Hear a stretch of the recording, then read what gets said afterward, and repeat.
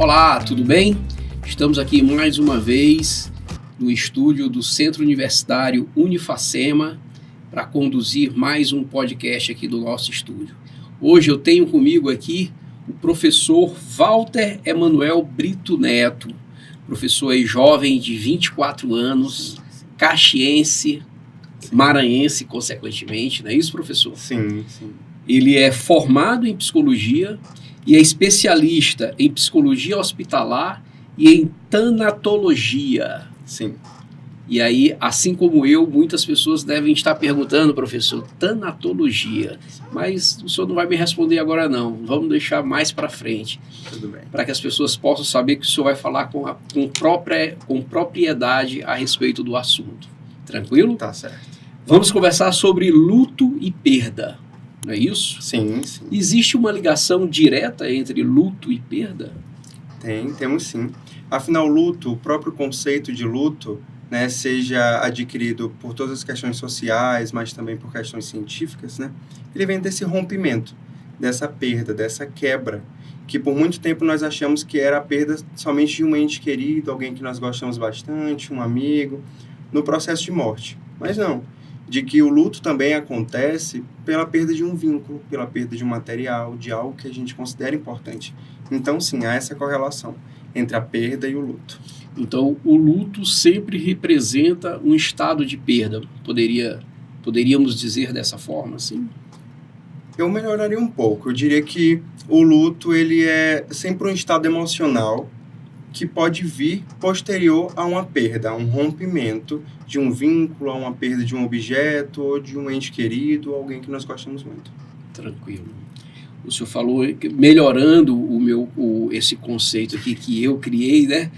O senhor falou que o luto é um estado emocional, correto? Exatamente. Tá, então vamos lá. Partindo dessa afirmativa, né? Que não é um pressuposto, é uma afirmativa.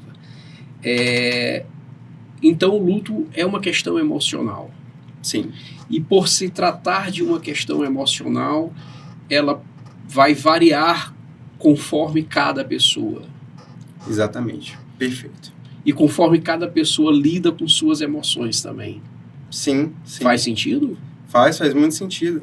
Afinal, por ser um estado emocional, ela tem, por exemplo, hoje, um momento de início e um momento de término, né? E aí nós entramos em outros assuntos sobre o tipo de luto, a forma como nós lidamos com o luto, coisas que nós iremos abordar mais posteriormente, né? Certo. Mas o que eu posso adiantar é de que esse estado emocional ele está ligado à subjetividade, a como nós lidamos diante das nossas perdas, diante dos nossos vínculos. Então eu poderia resumir que falar de luto sobre um indivíduo, sobre um sujeito e como ele lida com aquilo, seria falar de como ele lida com a perda, com a morte, com o rompimento. Tá. Isso tem muito a ver também com o apego que ele tem com aquilo que ele está perdendo. Exatamente. Né? E aí, como o senhor bem falou, não só se tratando de uma pessoa, do ente querido, mas de algo que ele tinha posse também. Sim. Né? Sim. Bem interessante. É bem interessante a gente explanar isso. Nós estamos aí num momento que o senhor tem mais propriedade do que eu para falar, que é essa questão da convivência com as nossas emoções, né? Sim. Diante desse mundo novo que a gente já faz parte dele, né? Sim. E que muitos desafios vêm, né? E muitos deles vêm em cima da questão emocional das pessoas, né? Mas o senhor, então, uma definição, né? O que é luto? Eu definiria o luto como Walter mesmo. Eu definiria o luto como um estado emocional proveniente de uma possível perda ou de uma perda ou um rompimento com algo na qual nós temos grande afeto. E esse estado emocional é permeado por sentimentos que guiam nossas emoções, pensamentos, atitudes, e com isso nos faz vivenciar o luto, mas também fechar esse ciclo em alguns momentos. Então existe um processo aí, digamos assim. Sim. E é interessante, Glauber, a gente falar sobre o processo, porque agora, em 2022, tão recente, foi estabelecido um novo critério diagnóstico para luto, que não era algo que era diagnosticado. O luto, anteriormente, ele recebia um diagnóstico de depressão, de ansiedade depressiva, mas agora, em 2022, né, em relação aos diagnósticos de transtornos mentais, os manuais, houve um aprimoramento, podemos assim dizer, dessa visão sobre o luto e ele como um possível diagnóstico, na qual foi estabelecido o luto complicado ou luto prolongado, né? Fale mais um pouquinho, professor. Tá. Fiquei curioso. Tá bem. Então, o luto complicado, ele vai se diferir daquele luto que é natural, né? Para os manuais, eles compreendem o luto natural como aquele sentimento, mesmo com toda a sua intensidade, que vem diante da perda de algo que a gente considera muito importante, né? Ok.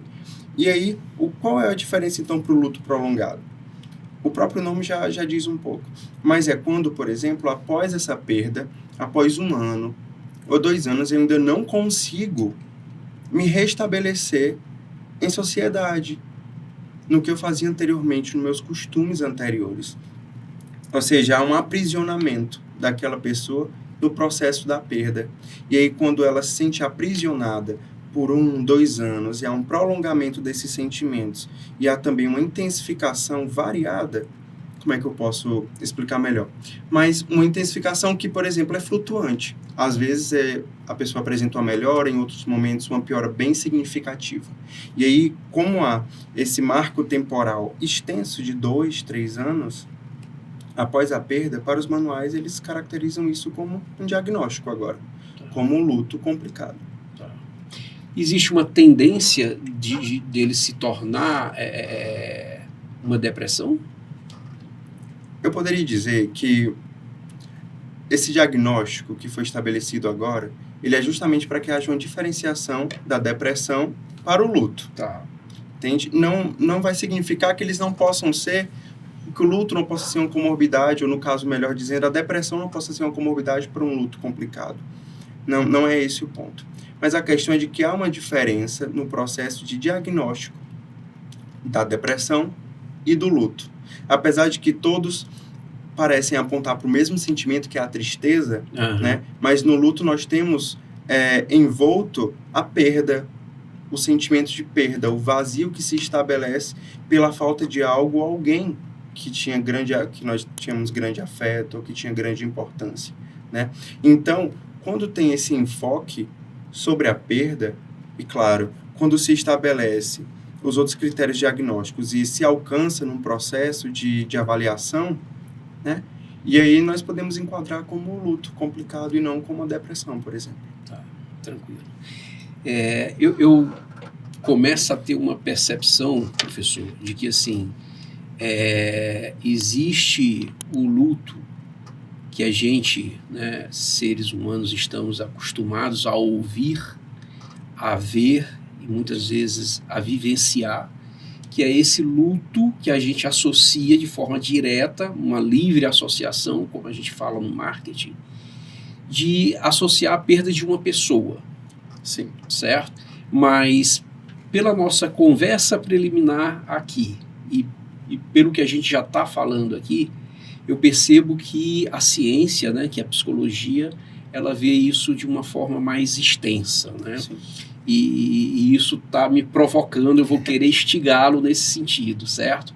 Mas antes da gente aprofundar nessa seara, eu vou pelo lado aí sistematizado, pelo lado da ciência, né? O senhor falou de formas de luto, não foi isso? Logo no Sim. começo. Quais seriam essas formas de luto? As formas do luto estão muito relacionadas aos tipos. Tá. Aos tipos que esse luto, que há de experienciação do luto. Por exemplo, nós não podemos dizer que é exatamente o mesmo luto de quando nós perdemos uma pessoa, por exemplo, para quando eu tenho um rompimento de um outro processo. Podem haver os mesmos sentimentos, claro. Mas isso se enquadra nos tipos de luto, tá? E os tipos de luto, eles estão relacionados principalmente a como nós vemos esse luto e como a sociedade também vê esse luto. Afinal, os critérios diagnósticos, né, eles estão muito ligados a formações socioculturais. Certo. E por isso, nós temos esse olhar. Vou te dar alguns exemplos. Vamos lá, nós já falamos sobre o luto natural, o luto complicado, né? Mas nós vamos agora para um outro tipo de luto. O luto, por exemplo, ausente, que é um luto que é caracterizado quando a pessoa não demonstra nenhuma e aí voltando-se mais para as perdas de familiares, se volta para aquela pessoa que não demonstra nenhum sentimento, nenhuma percepção, seja negativa ou positiva, sobre aquela perda. Tá. Já sobre um outro polo, vamos imaginar, por exemplo, que são pessoas que não vivenciam luto por uma perda da saúde, por exemplo, que é também um luto que nós podemos vivenciar. No processo de tratamento para câncer, por exemplo, acontece a alopecia, que é a perda dos cabelos, né? E aí, essa perda capilar, ela gera um impacto sobre todos nós. Ela gera um impacto sobre aquelas pessoas. Por quê? Porque o cabelo é meio que um marco da nossa exuberância como pessoa, né? Por muitas vezes, socialmente falando, os cabelos representam a beleza, representam, né? Uhum. E aí, tendo esse impacto sociocultural, nós podemos ver aí um luto que por vezes é ausente. Eu estou perdendo cabelos para o tratamento de câncer e aí eu não sinto nada. E aí, como é que eu posso diagnosticar um luto na qual uma pessoa me diz que ela não sente nada? Aí não é um diagnóstico algum. E aí, como nós podemos pensar sobre isso? Nós podemos pensar porque já entra em um outro luto. Se daqui a 2 anos, 3 anos, ela começa a sentir essa perda, ela começa a sentir a perda por esses momentos de saúde que estavam fragilizados, e a perda, por exemplo, do cabelo, ou de um ente querido que faleceu há um tempo, nós podemos dizer que, por exemplo, é um luto atrasado. E essas denominações de tipo de luto, elas ainda são pesquisadas hoje, não é algo que nós podemos dizer como completamente comprovadas. São comprovadas, são ciência, sim, mas ainda assim precisam de um maior aprofundamento nesses processos. Afinal, se nós falamos sobre subjetividade, se nós falamos sobre o luto ligados a fatores individuais de como as pessoas vão sentir isso tudo, nós não podemos simplesmente atribuir todos os tipos de luto em 9 tipos, por exemplo, que são os tipos que nós conhecemos hoje. E aqui entra o gestacional, o neonatal, que são no caso daquelas mães que perdem o bebê durante o processo de gestação ou após o parto. Nós podemos entrar também em relação ao luto não legitimado, ao luto não reconhecido. Vamos imaginar, por exemplo, de que morre um rapaz ou uma moça e, por exemplo, ela tinha um amante ou uma amante. E aí aquela perda não é legitimada. Como ela vai vivenciar o processo de luto se a sociedade a olha como não parte daquela pessoa, como não parte daquele vínculo, entende? Então, por exemplo, é uma perda que não é legitimada. Um outro exemplo, a perda por animais, a perda de animais. Eu tenho um pet e aí quando eu perco esse pet, né, esse bichinho de estimação, o que acontece? Eu sinto um luto, né? Uhum. E aí, como isso é visto, por exemplo, hoje de uma forma como política pública? Hoje existe um projeto de lei em trâmite na qual quando for aprovado, se for aprovado, será disponibilizado um dia para aquelas pessoas que perderem um gato, um cachorro, um animal de estimação, na qual elas comprovem que fossem próximos, né, que fosse dela. Então isso já é um grande avanço. Nós começamos a incluir o luto nas políticas, e isso é muito bom. Muito bom. É um avanço, né? Exatamente. Agora eu vou te chamar pelo nome, Walter, para a gente dar uma variada aí. Tranquilo. Walter, eu vou voltar um pouquinho nesse luto ausente, né? Em se falando de perdas de entes queridos, né? A gente sempre ouve falar, assim, casos daquela pessoa que não viveu o luto, né? Ou seja, o que foi o luto ausente. E aí a gente ouve falar que essas pessoas vão sofrer mais, porque não estão vivenciando o luto e está oprimindo aquele sentimento dentro dela. Faz sentido isso? Pode ser que sim, mas pode ser que não. Por quê?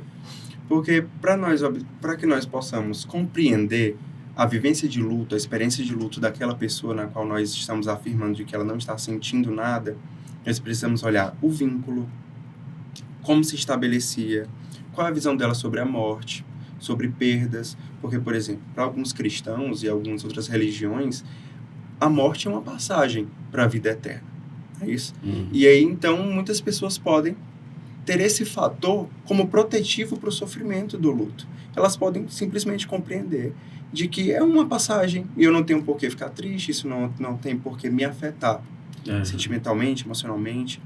Então, acaba que se nós tentamos enquadrar, por exemplo, formas de sentir que é esperado pela sociedade, por exemplo, a gente espera que ela chore, né? A gente espera que ela se retraia. Quando a gente começa a aplicar essas formas, elas são inválidas, porque a gente encontra pessoas que lidam com o luto de uma forma completamente diferente. Então, para que eu considere um luto como ausente, é necessário um acompanhamento, é necessário uma visão que seja integralizada sobre aquele sujeito. O que é essa visão integralizada? É que eu olhe ele para mais do que eu espero que ele faça. Para que eu olhe para ele como um ser que pode sentir do jeito que é e como é. Existe uma subjetividade na forma de viver o luto. Exatamente. Legal. Tu falastes lá no começo a respeito de processo. O processo, né, como se vivencia o luto e também o processo dentro da psicologia, né, digamos que um processo terapêutico, né, de suporte a essa pessoa que está vivendo esse luto. E nesse momento aqui eu estou me apegando muito a esse luto da perda de um ente querido, né? Tá. Porque depois eu vou querer ir para o outro lado, que eu acho que ele é bem interessante, que vai agregar muito para muitas pessoas, né? Mas considerando ainda a perda de um ente querido, né? Falando de suporte, né? E tu falaste há pouco também da questão da religião, né? Nesse momento do luto,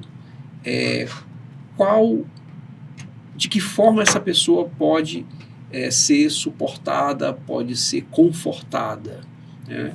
Acredito que aí entra a religiosidade, entra muito forte a psicologia, né? Entra o papel da família, dos amigos. Sim. Nós temos hoje alguns suportes que são as instituições sociais, família, né?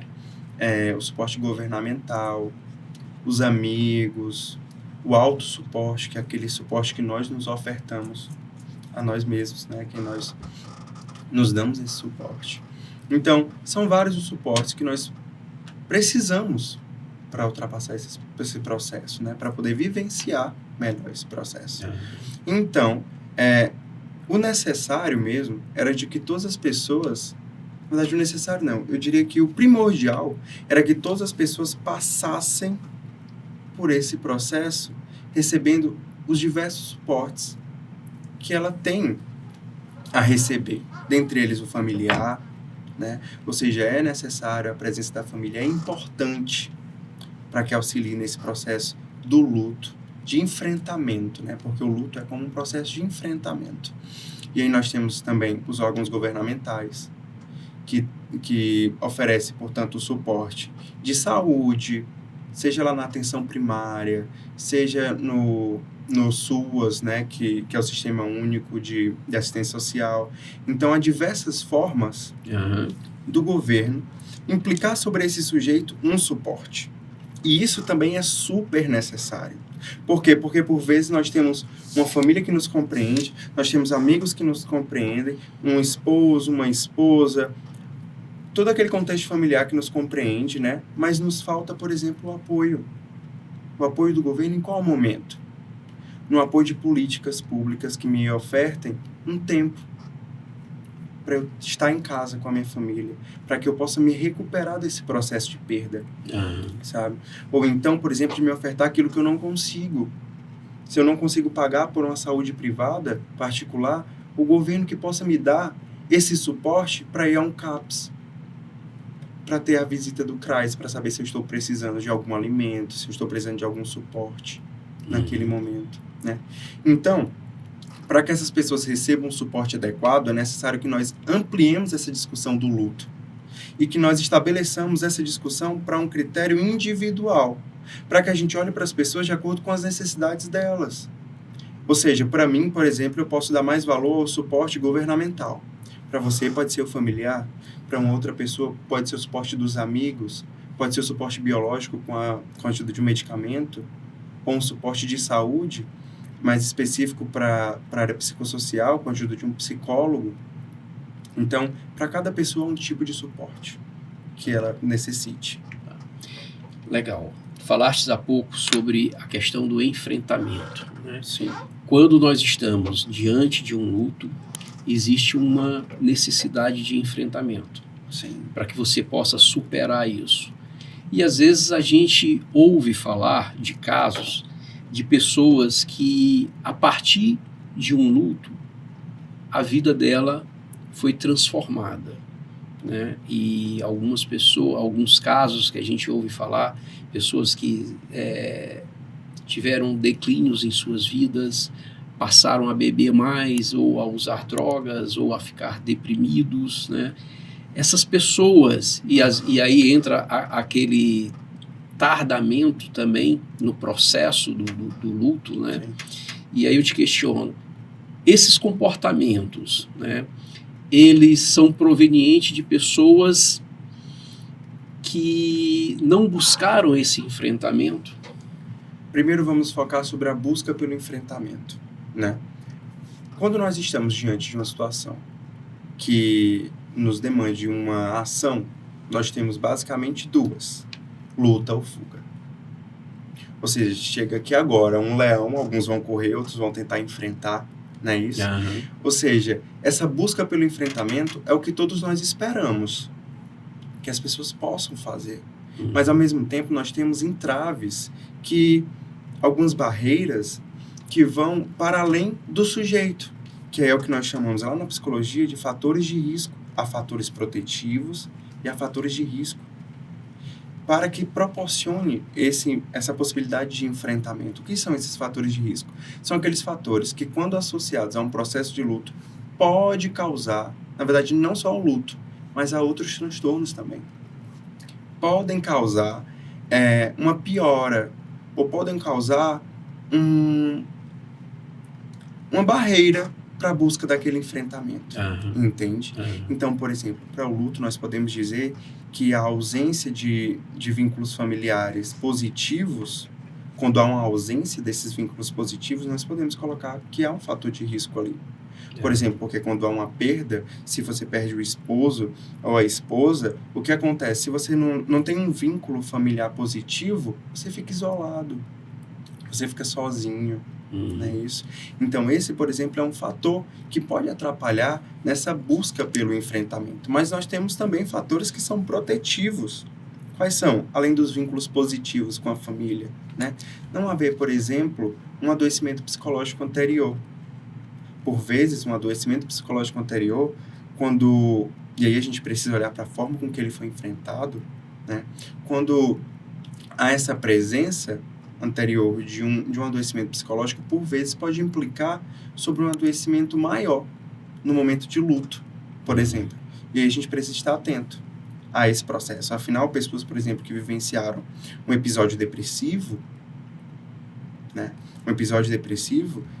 A forma com que ela vai enfrentar o luto, a perda, vai ser completamente diferente, seja por questões individuais, como por questões que foram construídas para quando ela enfrentou aquele adoecimento anterior. Então, pode ser que aquilo seja um boom e ela consiga lidar super bem com a perda. Afinal, ela pode ter se perdido de si anteriormente, e aí essa relação com a perda, esse rompimento consigo ou com os outros já pode ter sido ressignificado. Ou não. Ou aquilo pode estar somente adormecido. Então, a gente precisa olhar, antes de olhar para essa busca, a gente precisa olhar para como esse sujeito é transpassado pelos acontecimentos anteriores, né? Cada caso é um caso. Cada caso é um caso. E esse é o plus da psicologia. Não tem uma cartilha, né? Há cartilhas, há manuais, mas sempre lembrar que cada caso é um caso. Tem que ser customizado. Exatamente. Professor, eu posso te dizer que eu sou um amante da psicologia. Sou um usuário da psicologia, né? Desde quando eu me entendi por gente, né? Eu senti uma necessidade de me entender. E aí eu entendi que a psicologia, né, é uma ciência que te ajuda, né? Primeiro a te olhar, né, para dentro, para depois que tu possas verdadeiramente caminhar. E para mim esse é o sentido da vida. É esse caminhar, né? É esse crescer evolutivo, né?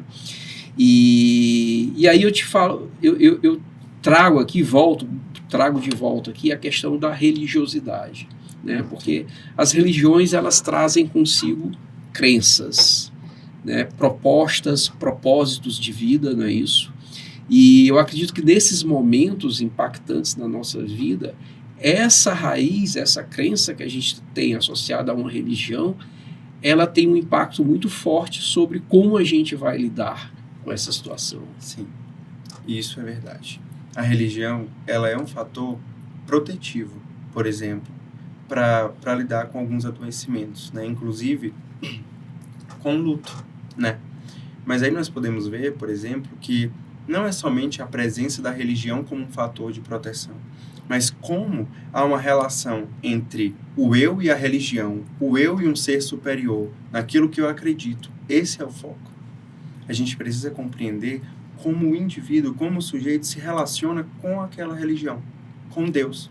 Porque isso influencia a percepção dele, por exemplo, do processo do que é a morte, do que é a perda, de qual o sentido dele ali naquele momento posterior a uma perda de alguém tão importante, né? E aí nós temos religiões e diversos contextos culturais que diferem do modo como eles lidam com o luto. Isso nós podemos fazer, por exemplo, que os cristãos, eles têm todo um processo de velório, né? Um dia de velório. E é interessante porque lá na tanatologia a gente estuda sobre isso. Fazendo um adendo, lá na tanatologia a gente estuda sobre esses ritos. Porque você falar sobre luto e falar sobre morte é você falar sobre memória e rituais. Não é isso? Então, para os cristãos, há um rito que é o quê? É o velório, e aí há o sepultamento, e por 7 dias é rezado, por exemplo, o terço. Enfim, isso todo como um processo. Para que aquele sujeito que veio a óbito, ele possa, por exemplo, chegar ao céu, para que ele possa ter uma boa passagem. É isso. Mas nós podemos trazer, por exemplo, para o islamismo, de que o processo de luto é diferente. Para os islâmicos, por exemplo, o luto ele vai ocorrer por uma interiorização daquele grito de dor. Eles guardam para si aquele grito. Ou seja, a família que está em luto, o sujeito que está em luto, ele fica em oração, em silêncio, durante aquele dia. Durante o dia que relembre a morte daquele ente querido, né? E agora nós vamos, por exemplo, para os judeus. Os judeus também têm uma forma diferente de lidar com o luto, né? Os judeus, eles têm todo um processo de ressignificar essa perda no momento da perda, né? Mas também posterior, o que difere um pouco do nosso velório, o que difere do sepultamento, apesar de também ocorrer. Mas está muito relacionado à visão que eles construíram da própria religião, né? E sobre o processo de morte, de adoecimento, morte, perda. E aí eu tenho um outro exemplo também, que lá no Oriente, por exemplo, a perda ela é vista de uma forma mais amena. Ela não é vista com tanto impacto como nós vemos aqui, sabe? Porque por eles, isso é uma passagem. Logo, os orientais estão muito ligados a perspectivas budistas, enfim. Então, isso tem uma grande influência sobre esse povo. Enquanto isso, no México, eles enfeitam a casa com flores, com crânios ornamentados, porque eles acreditam que naquele momento, naquele dia, no dia de finados para eles, né? O que acontece? O ente querido vem te fazer uma visita. Então você passa um ano inteiro esperando aquela visita, porque neste dia as divindades poderão possibilitar esse reencontro. E aí eles ornamentam para que se receba com alegria. Então nós temos diferentes formas de vivenciar o luto. E por que eu estou trazendo isso? Para que a gente perceba que a religião também é influenciada por fatores socioculturais. E por isso influencia como as pessoas lidam com o luto e com a morte. Tu estavas falando, eu estava lembrando que eu conheço uma comunidade próxima da que eu moro, né, bem simples, bem humilde, e que lá eles têm uma cultura própria, e a gente não precisa nem ir muito longe, né? Sim. Então lá quando morre alguém, né, da comunidade lá, eles viram a madrugada bebendo cachaça, né, até o horário do sepultamento do outro dia. Então algumas vezes eu fui solicitado para fazer uma doação de 1 litro de cachaça, porque eles iam pernoitar bebendo ali, né? Não sei qual é a crença, né? Mas existe o hábito, né? E eles respeitam esse hábito, né? Sim. Eu acho bem interessante, como eu te falei, nós tivemos uma conversa preliminar, né? Que já foi muito enriquecedora para mim, e aí, baseado no que a gente conversou, eu pensei em viver 2 momentos aqui contigo, falando sobre luto e perda, né? Esse primeiro momento, a gente vem falando muito desse luto, dessa perda do ente querido, né? De um ser humano, né? Sim. E 2 coisas que eu te pergunto para a gente poder passar para outra etapa da nossa conversa aqui. Considerando todas essas nuances que a gente tratou aqui, na visão do psicólogo, na visão da psicologia, né? Uma perda, né? Seja ela qual for, né? Que vai gerar esse estado de luto, existe uma necessidade, existe uma orientação a ser dada para essa pessoa, no sentido de que essa pessoa, que é importante o papel da psicologia naquele momento da vida da pessoa, é preciso, não desmerecendo o apoio familiar, o apoio dos amigos, da igreja, né? Mas esse conhecimento que a psicologia tem, né? É um caso onde a gente pode deixar um recado aqui para os nossos ouvintes, de que é importante nesse momento a pessoa buscar a psicologia através de um processo terapêutico. Não sei se seria bem assim o termo, né? Tá. Queria falar sobre a questão de que quando nós precisamos de ajuda, esse é o ponto principal. Quando nós precisamos de ajuda, esse é o processo que nós devemos internalizar. Até onde eu sei, por exemplo, o que é o meu limite. Até onde eu percebo que eu preciso de uma ajuda exterior que eu tenho. E esse é o ponto. A psicologia, como ciência, né, e como aplicação, ela tem um vasto conhecimento e prática de auxílio no processo do luto. E para isso nós temos, por exemplo, a psicoterapia do luto, como nós temos também a psicodinâmica, que está relacionada a essa psicoterapia que nós conhecemos. Tá? Então, isso é um ponto importante a ser levado em conta, de que a psicologia tem como intervir, sim, e é muito importante, mas ao mesmo tempo nós precisamos compreender se aquilo é realmente uma necessidade, se aquele indivíduo não consegue passar por esse momento sozinho, se realmente ele precisa de ajuda. Tranquilo. Maravilha. Agora nós vamos passar para o nosso segundo bloco, né, que nós vamos adentrar, né, nesse estudo do luto na psicologia, onde ela nos mostra, né, que pequenas perdas, entre aspas, né, também startam um processo de luto e que a gente precisa ganhar consciência sobre isso. Correto? Sim. Tranquilo, então. O luto precede uma evolução? Sim. Eu diria que, na verdade, todo o processo de enfrentamento de algo que é doloroso, que necessita de uma elaboração, ele prediz uma evolução. Afinal, eu poderia dizer que todos nós somos uma pessoa anterior a uma perda e, posteriormente, nós somos uma outra pessoa. Após a perda de alguém querido, a perda de um objeto na qual a gente demande tanto afeto. Mas isso está ligado da forma como nós processamos isso, ou dependendo de como nós processarmos essa perda, essa evolução, toda evolução é para melhor, né? Sim.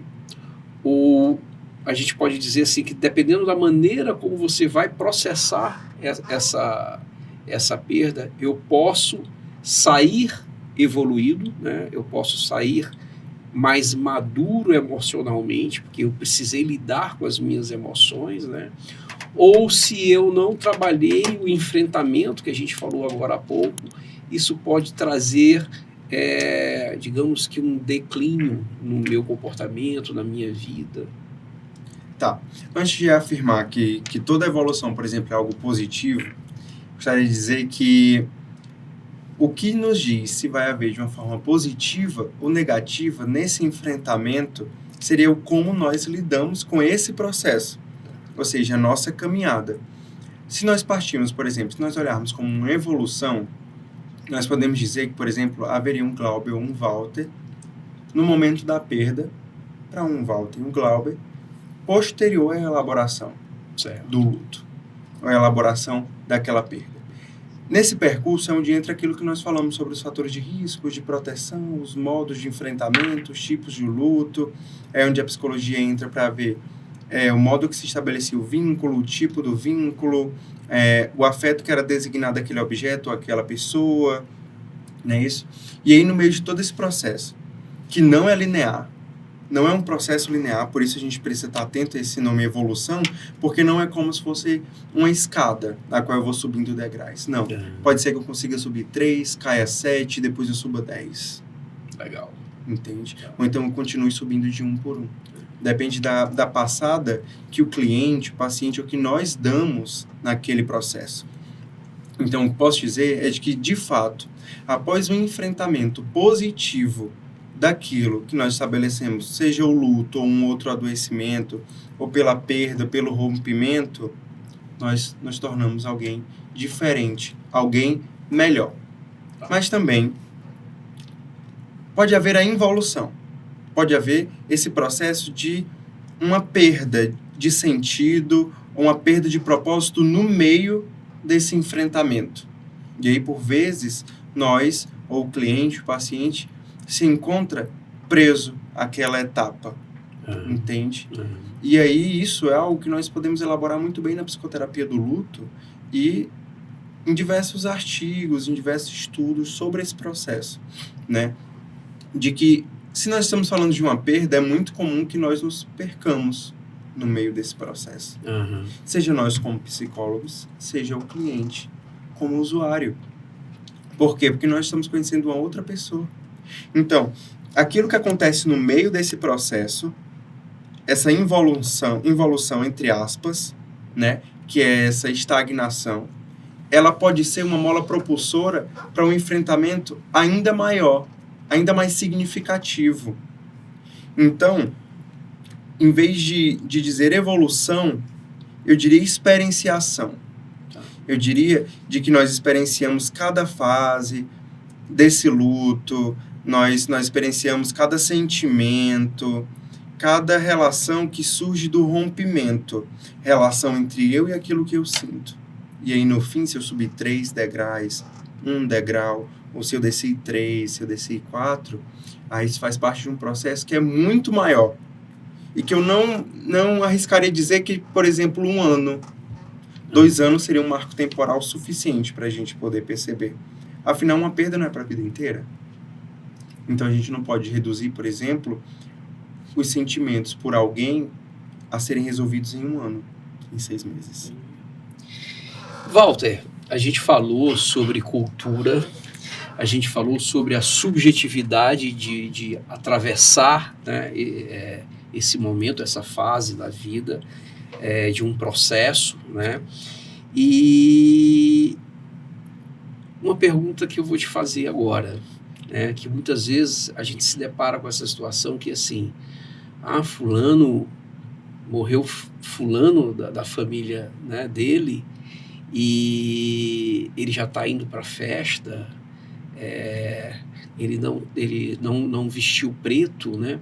Qual a simbologia, não sei se eu posso falar dessa forma, né, mas o porquê do luto, né, atrelado ao preto? Tá, vamos lá. Essa questão de colorismo, né? Essa questão da coloridade que nós damos para os nossos sentimentos é algo que nós estudamos tanto fora quanto dentro da psicologia. Nós podemos ver, por exemplo, que a psicologia das cores é um exemplo de uma abordagem na qual nós podemos compreender essa materialização dos nossos sentimentos em cores. Certo. E isso é muito interessante. Mas eu diria que o processo de usar a cor preta no momento do luto, ele foi criado socialmente, tendo em vista de que, por exemplo, significa, naquele momento, uma blusa lisa, uma blusa sem estampas, uma blusa que está ali, que demonstra não a apatia, mas demonstra uma sobriedade mediante uma perda, como se fosse algo limpo. Certo. Compreende? Sim. Então, é algo sem um chamativo visual.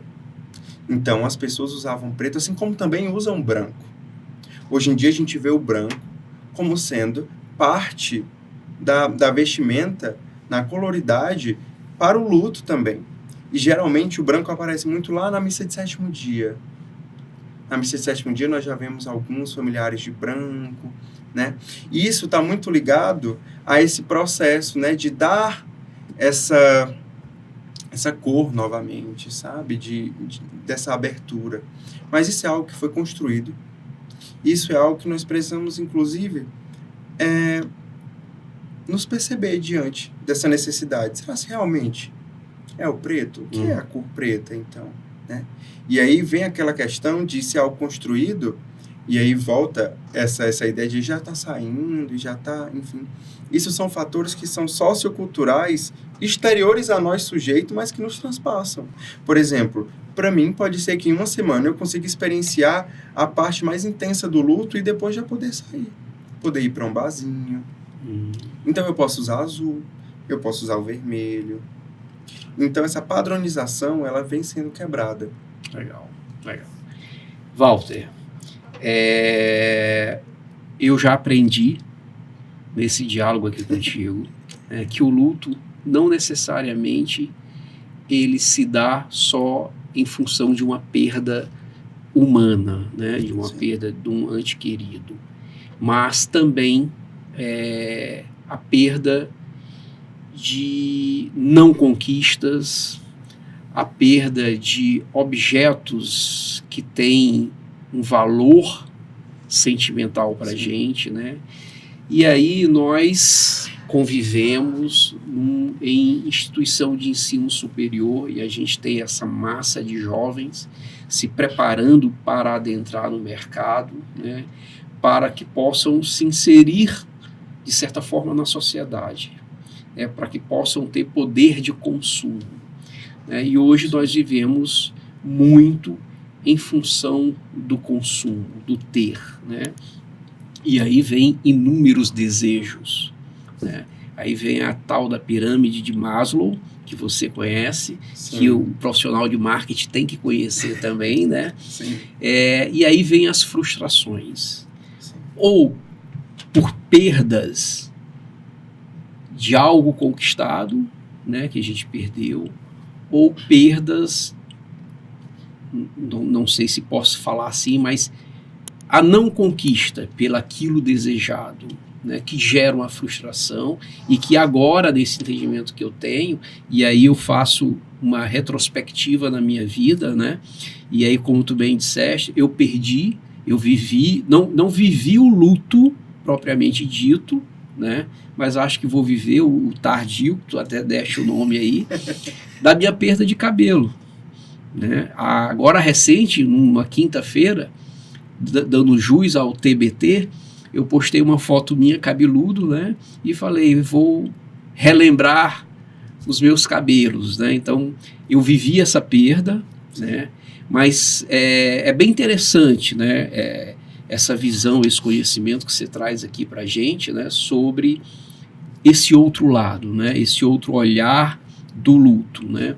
Diante de uma sociedade tão consumista que está, né? Tão materialista.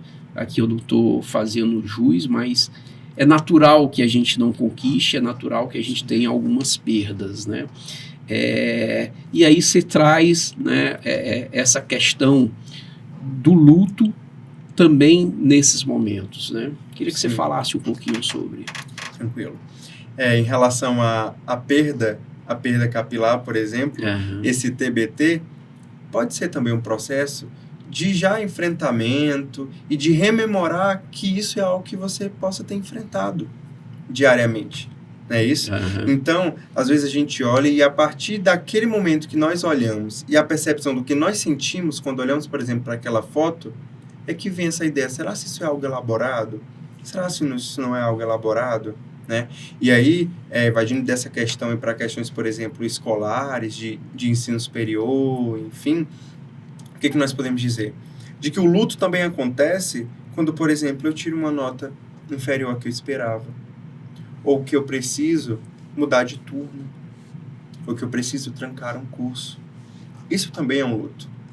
Afinal, passa por um processo de desejo, mesmo que não seja um objeto palpável, ou um ente querido, alguém, ainda assim é algo que eu desprendo uma emoção. É algo na qual eu apego uma visão de futuro, uma visão daquilo que eu serei. Que eu criei uma expectativa, né? Exatamente. E essa expectativa, quando ela é quebrada, há um luto. Porque nós podemos dizer, por exemplo, que há um eu ideal e um eu real. Certo. Há aquilo que eu idealizo e aquilo que eu realmente conquisto. E, geralmente, isso são coisas que andam análogas. Elas são análogas por quê? Porque, em alguns momentos, elas acontecem em conjunto. Em outros momentos, não. Em outros momentos, eu miro em receber um 10 e eu ganho um 6, um 5. E aquilo é um fato real que está ali exposto, que bate diretamente com a minha idealização daquilo que eu queria. E aí, eu vivencio um luto. Um luto que, como você disse, eu acho que eu não vivenciei o luto e tudo, mas por vezes a gente se apega ao luto como algo avassalador. Como algo que demande a gente se retrair e esperar que a gente elabore aquilo, mas por vezes não. Por vezes ele acontece gradual. Eu recebi aqui um 5 e eu tenho aquele momento de tristeza, choro, e aí, posteriormente, alguém chega e me diz, olha, mas você consegue na próxima, vamos tentar na próxima, é normal. Tá. Mas deixa eu te fazer uma pergunta. Ver se faz sentido o entendimento que eu estou tendo, tá? Existe uma diferença entre você viver o luto de forma consciente e você viver o luto de forma inconsciente. Ou seja, a partir do momento que tu trouxeste esse conhecimento para mim, eu passei a perceber essa necessidade de me dar a oportunidade de viver o luto diante das minhas perdas, certo?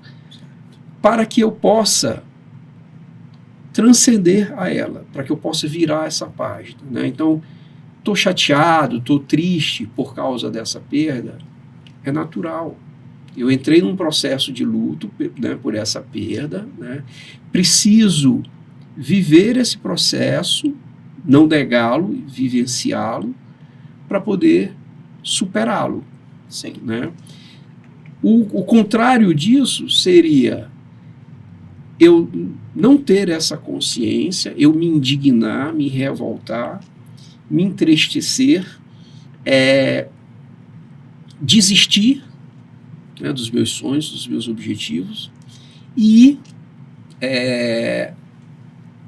até gerar um processo de depressão, né? Porque quando tu trouxestes essa informação, o que eu vi, assim, vi muito no jovem, né? São tantos desejos, a gente acaba criando uma fábrica de desejos, um em cima do outro, para poder ser aceito, para poder ser inserido num grupo, né? E à medida que alguns deles eu não vou conseguindo, isso vai me frustrando, né? Se eu não tiver essa consciência, eu posso ir para um caminho, né, de uma doença, assim dizendo, da depressão, que hoje está tão presente né, principalmente no meio dos jovens, que a gente lida diariamente nas faculdades, né? E aí, um processo que é importante falar é o de autoconsciência. É a autopercepção daquilo que eu sinto. Isso é algo que nós trabalhamos no processo de psicoterapia. É onde entra também a psicoterapia do luto. É comum que eu sinta a perda. Por que eu me estabeleço uma temporalidade de, por exemplo, em 2 semanas já não estar chorando mais? Meu Deus, mas já passou 6 meses e eu continuo chorando. Mas não foi uma perda? Não é uma perda que parece ser irreparável? Afinal, foram 40 anos de convivência, por exemplo, 50 anos, então é uma perda que nós achamos que nós podemos elaborar, por exemplo, em 2 semanas, 3. Mas queria trazer essa tua fala para o processo de percepção da psicologia sobre o luto. Nós temos aí a elaboração, mas anteriormente nós temos o enfrentamento. O que é esse enfrentamento? É tomado pelo quê, Cláudio? Ele é tomado pelo processo de autodescobrimento. É quando eu me permito sentir o que eu tenho para sentir, para que eu possa conhecer aquilo que realmente me aflige, aquilo que realmente me transpassa. Porque se eu nego sentir, se eu tiro a minha consciência do processo de sentir e jogo ela em outras atividades, é possível que aqueles processos, aqueles sentimentos, eles estejam ali se emaranhando, formando uma bola de neve. E em algum momento eles vão precisar ser tomados consciência. Em algum momento eles vão emitir um comportamento, uma atitude, um outro sentimento, e você vai ter que reelaborar aquilo. Ou seja, o enfrentamento é o processo de percepção daquilo que eu sinto, daquela minha perda, daquilo que eu preciso vivenciar. Esse é o processo de enfrentar aquilo que me ocorreu. Em seguida, nós temos a elaboração do luto, que é o reelaborar uma vida após a perda. Reelaborar todos os sentimentos que eu me permiti sentir para que eu possa implicar eles na minha construção posterior àquela perda. Por exemplo, por vezes nós percebemos lá na clínica, ou até mesmo conosco, sobre um amor que a gente sentia, um afeto positivo que a gente sentia por alguém que se foi a gente nem tinha consciência. Então é necessário que primeiro nós enfrentemos o que a gente realmente sente, para que a gente possa elaborar o que realmente nos vem. E aí esse é um processo que nós damos voz no processo de psicoterapia. Legal, legal. No começo, quando eu te apresentei, eu falei que tu eras especialista em tanatologia, né? Sim. E aí eu deixei no ar. E falei, não, vou deixar para falar depois. E a tanatologia é uma especialização da psicologia, né? Exatamente. Que te dá toda essa propriedade, te dá toda essa fundamentação acadêmica para estar falando sobre luto. Sim. A tanatologia ela é um remar contra a maré, porque por vezes nós encontramos todos os seres humanos e indivíduos remando contra a ideia de que nós vamos morrer e de que há uma morte. Nós passamos a vida fugindo disso.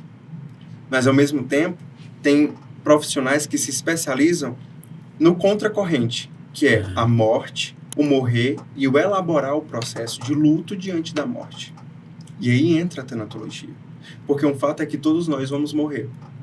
Existem pessoas que vivem um luto antecipatório, e esse é mais um tipo de luto. Por exemplo, seja por um processo de adoecimento crônico, ou que seja terminal, ou que não haja tratamento, nos coloca em confronto com a morte. E aí, por isso, nós vivemos um luto. Mas a tanatologia é exatamente esse estudo da morte e do morrer. Ah, Walter, mas já não morreu? Como é esse processo? Eu escuto muito isso. Mas a pessoa já não morreu? E é o quê? Está atrelado a alguma religião? Não. Mas é porque a morte, ela tem impactos naquele momento que você sabe que vai morrer. Ali tem um impacto. Né? E aí me lembra muito, inclusive, uma passagem do filme do Peter Pan que diz: a morte é uma aventura que pode ser sensacional. Uma aventura que com certeza merece ser vivida. Uau. E aí, sim, eu adoro o filme do Peter Pan que fala muito sobre morte. E aí, quando a gente olha para isso, a gente diz, tá, então se a morte afeta toda uma família e toda uma população, ela também afeta aquele sujeito. E aí que entra a tanatologia. Aquele sujeito que morre. Aquele sujeito que irá morrer, que morre. Mas então ela também contempla essa pessoa. Contempla. Ela dá um amparo para os familiares, né, para as pessoas Exatamente. ao redor, mas também trabalha... Exatamente. Por isso, ela é uma especialidade, mas a gente poderia olhar ela mais como uma formação, uma capacitação sobre o processo de morrer e sobre os impactos da morte no meio social, familiar e do processo de luto daquelas pessoas, ou seja, a morte em todos os seus aspectos. Você passa por uma formação que te permite compreender para que você possa atuar, seja no contexto hospitalar, seja na atenção primária à saúde, num UBS, num postinho, seja em um hospital, porque afinal esses são ambientes que a gente lida, encontra com adoecimento e posteriormente a morte. Porque afinal, adoecer é um morrer, é uma perca de uma vida saudável. E isso gera um luto. Legal. Walter, assim, as pessoas... a gente pode dizer assim, que quanto maior o apego,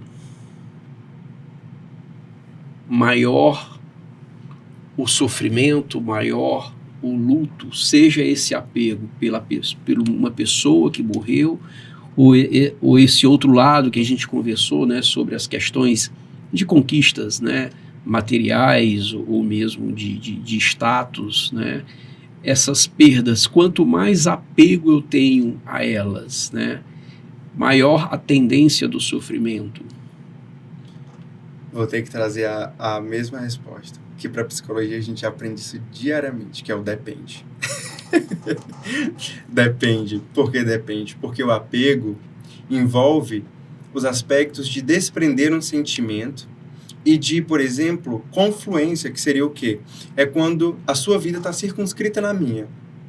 E certo. Por isso a perda é algo tão sentido. Porque você precisa estabelecer uma nova rotina, enfim. Mas a questão é, o apego, ele pode estar em uma intensidade maior, mas ao mesmo tempo, vamos imaginar que aquela pessoa que faleceu, que veio a óbito, ela está passando por um processo de adoecimento há 2 anos. E ela está tendo um definhamento já nesse processo final, terminal. Uhum. Então, automaticamente não, mas em alguns casos, há uma elaboração do luto quando se percebe a possibilidade de morte. Por isso que o luto é um estado emocional diante da possibilidade também de perda. Uhum. Entende? E isso se chama um luto antecipatório.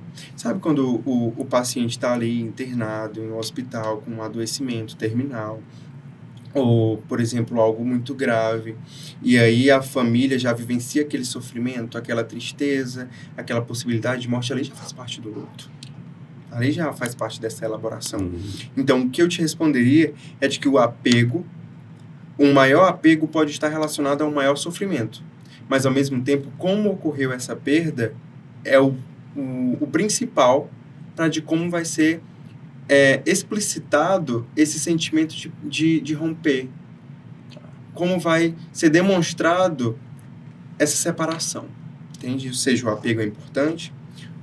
Uma intensidade no apego pode simbolizar, assim, um sentimento maior de perda, mas, ao mesmo tempo, pode-se haver outros aspectos que compõem aquilo, sobre como foi a perda, quem era aquela pessoa e qual era a minha visão sobre morte, por exemplo. No marketing a gente aprende, né, que existe 2 extremos, que é o desejo em ter prazer, o desejo pelo prazer e a dor. Né? Então o ser humano ele foge da dor e é um perseguidor do desejo. Né? Frase de Freud. Então pronto. E aí no marketing a gente trabalha estratégias dentro desse contexto. Né? Sim. A dor é inevitável na vida. Né? E aqui você me corrige se eu estiver errado. Não. É através da dor que a gente amadurece, que a gente se transforma. De que forma? Né? Aí a gente está... O luto, dentro desse contexto que eu estou falando, ele está vinculado à dor. Né? E, de certa forma, ela é inevitável. Né?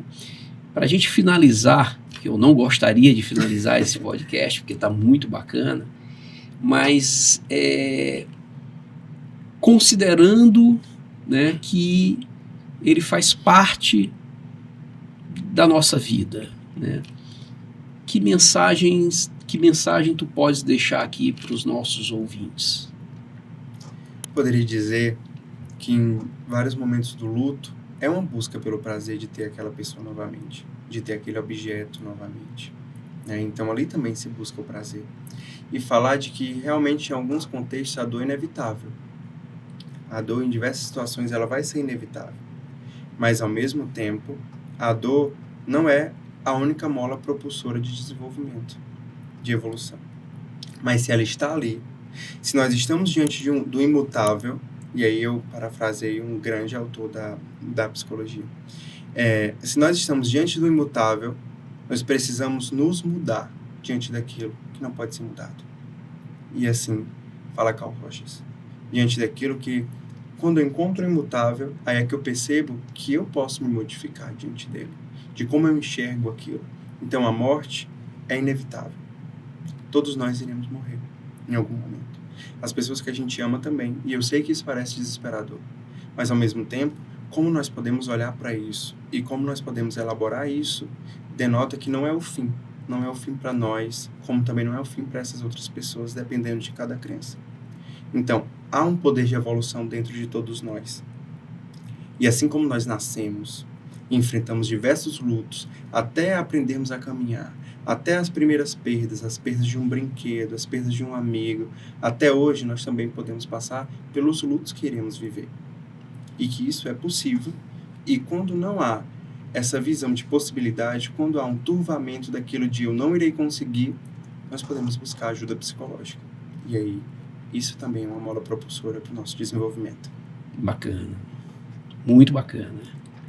Walter Brito, psicólogo, professor do Centro Universitário Unifacema. Sim. Muito obrigado. Tenho certeza que esse diálogo contribuiu muito para você que nos acompanhou até aqui, né? Acho que muitos conhecimentos foram passados aqui, muitas reflexões foram deixadas aqui, para que a partir delas a gente possa ressignificar, né, crenças, valores, e possamos ter uma vida ainda mais feliz, não é isso? Sim. Muito obrigado, professor. De nada, eu que agradeço a você pela essa oportunidade, tá? Joia.